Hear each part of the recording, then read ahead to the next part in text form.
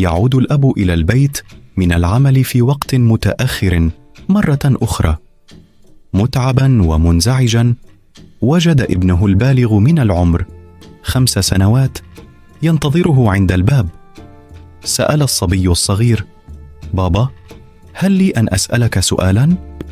أجاب الأب: أكيد، ما هو؟ أبي، كم تجني من المال في الساعة؟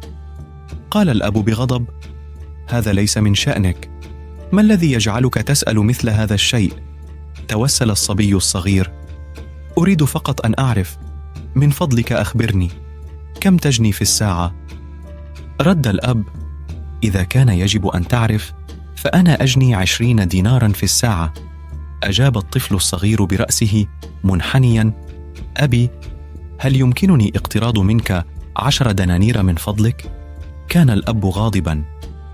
إذا كان السبب الوحيد وراء رغبتك في معرفة مقدار المال الذي أجنيه هو فقط حتى تتمكن من اقتراض بعض المال لشراء لعبة سخيفة أو أي هراء آخر، ثم توجه بنفسه مباشرة إلى غرفته وذهب إلى سريره.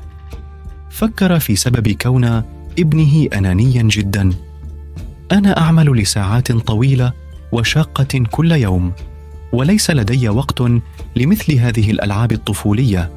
ذهب الولد الصغير بهدوء إلى غرفته وأغلق الباب.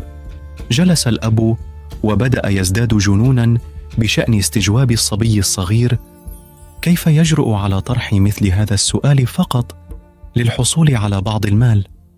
وبعد ساعة أو نحو ذلك هدأ الرجل بشدة، وبدأ يعتقد أنه ربما كان قاسيا بعض الشيء على ابنه.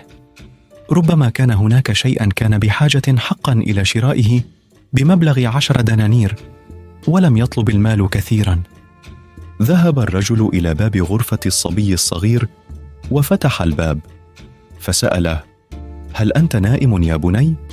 أجاب الصبي: لا يا أبي، أنا مستيقظ. قال الرجل: لقد كنت أفكر ربما كنت قاسيا جدا عليك سابقا. لقد كان يوما طويلا وقد تخلصت من غضبي عليك. هذه هي 10 دينارات التي تريدها. جلس الصبي الصغير منتصبا: شكرا لك يا أبي. ثم مد يده تحت وسادته وأخرج المزيد من الدنانير. عندما رأى الأب أن الصبي لديه المال بالفعل، بدأ يغضب مرة أخرى وتذمر الأب: لماذا تريد المزيد من المال إذا كان لديك بعض المال بالفعل؟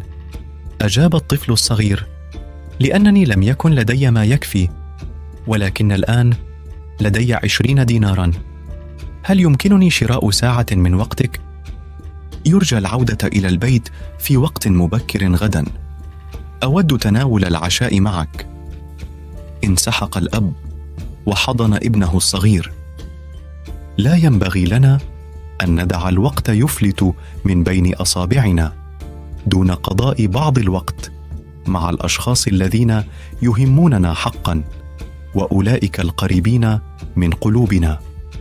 إذا توفينا غدا فإن العمل لا يمكن أن يحل محلك بسهولة، لكن العائلة والأصدقاء الذين نتركهم خلفنا سيشعرون بالخسارة لبقية حياتهم.